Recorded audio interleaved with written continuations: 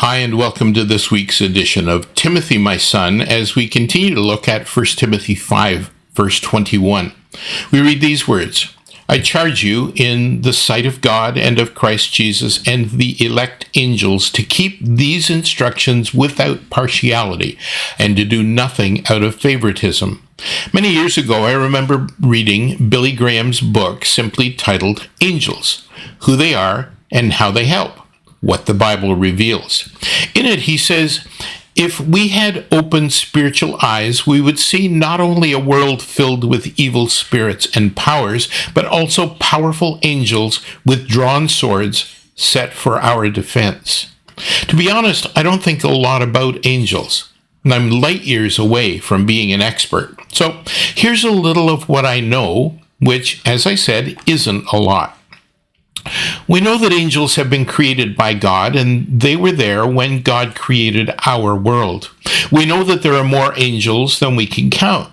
We know that they serve God, carry out missions on His behalf, sometimes as His messengers, and that they have free will to carry out God's work or not.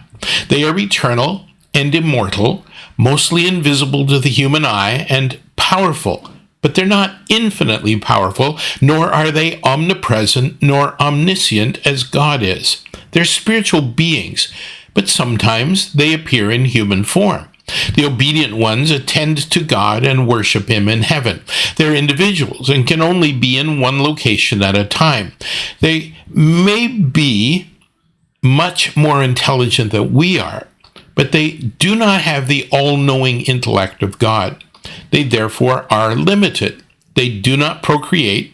We know three of them by name, Michael, who's called an Archangel, Gabriel, who appears on the hills of Bethlehem, and the fallen angel, Lucifer, or Satan.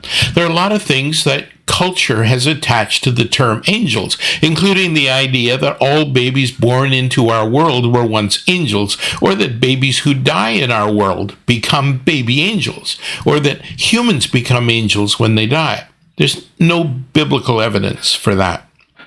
We know that about a third of the angels chose to rebel against God and instead to follow Lucifer, who had been the head angel, but instead became the chief demon with more demons, fallen angels, at his beck and call. We also know that unlike mankind, angels have their fate set. They're eternal, but can never have their rebellious natures forgiven. There's a song by Edward Payson Hammond that says, the angels sing a glorious song, but not a song like mine, for I am washed in Jesus' blood and singing all the time. So there are those angels who are obedient to God and those who are not.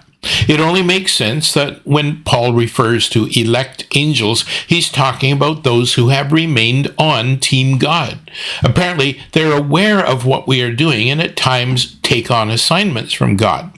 For example, in Genesis 19, two angels arrived at Sodom with a message for Lot, the uncle of Abraham, to flee the city because God was about to destroy it.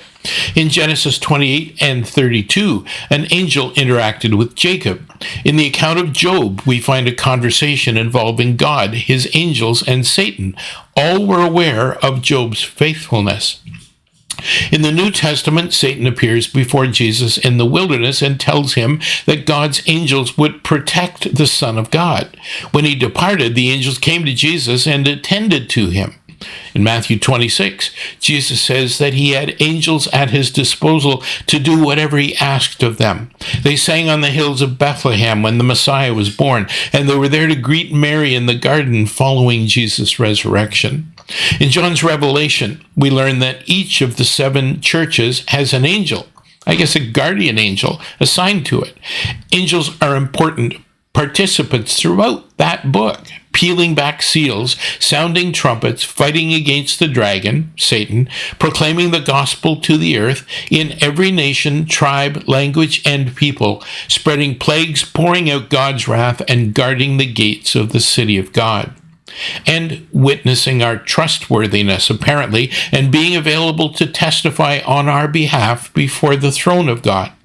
Paul wrote, I charge you, Timothy, in the sight of God and Christ Jesus and the elect angels, to keep these instructions without partiality, and to do nothing out of favoritism. They don't just hold you accountable, they also are there to help you be accountable. We really are players in a most incredible drama from the mind of God.